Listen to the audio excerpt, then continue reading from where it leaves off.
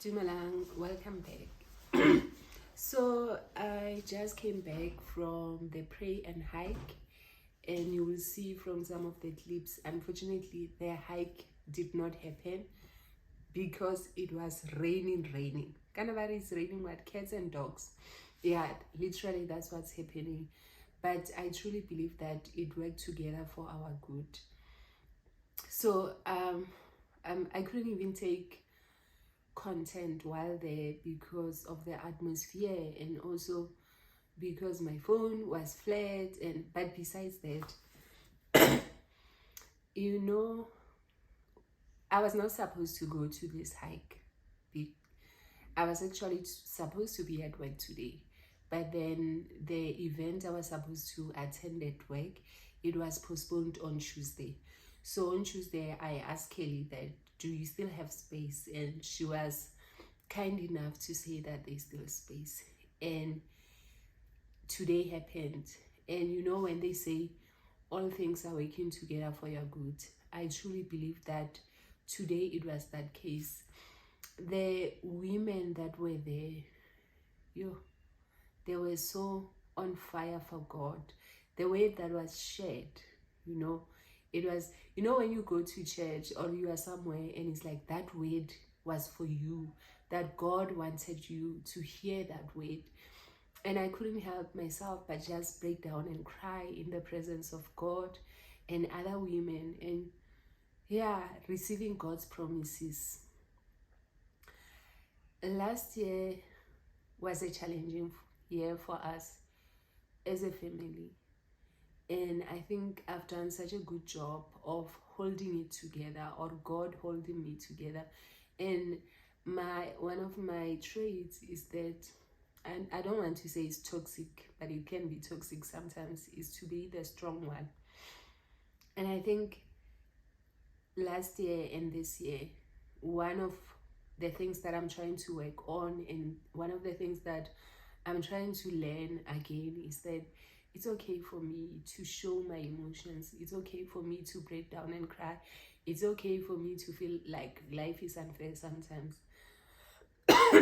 But the reason I'm doing this video is that the way that was shared, one of the ladies shared about how when God said that Sarah will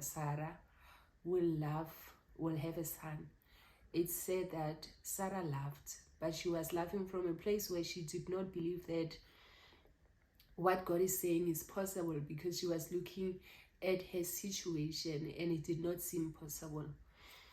And when she shared that God is saying to us that we are going to laugh again, and not from a place that we don't believe that good things are coming, but from a place where we are celebrating that good things are coming, that God is bringing good things.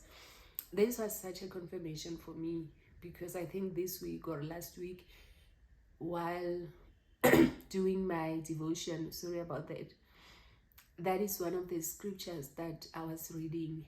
And when I read it, it was like I was reading it for the first time. And that was my declaration that I am going to laugh again. I'm going to have joy again. And not because my life is perfect or everything is going well, but because I'm trusting in God and understanding that my success, my children's success, my family's success is not dependent on me.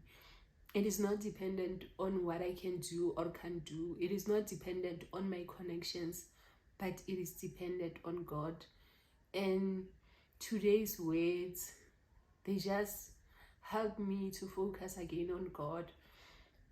And when Flo shared, you guys, I couldn't take all her videos because some things I felt I wasn't sure that I'm supposed to share them or not. But when she shared her testimony, I think it was a reminder to me. I think God has been talking to me about accepting that battles will come, accepting that problems will come, challenges will come. Jesus did say in his word that in this world we will face problems and troubles, but rejoice because he has overcome the world. And can I just say, I don't like facing troubles. I don't like being uncomfortable. And the reason is that I feel like I have went through so many things before that I deserve a break.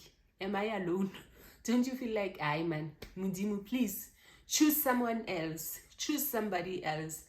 I don't want to be a soldier this year. But I feel and believe that this year, God has been talking to me about understanding that as long as I'm in this world, I am going to face challenges, whether I like it or not. But to also understand that He will never leave me nor forsake me. He is here in the midst of the storm. In the midst of it all, He is here. And yeah, I just felt His love. And this was a reminder that despite everything that you might be going through, despite all the challenges, God is with you and He is for you and He loves you. And it's a reminder again to go back to Him, to abide in Him, to rest in Him, to desire Him, to desire His things ahead of everything else.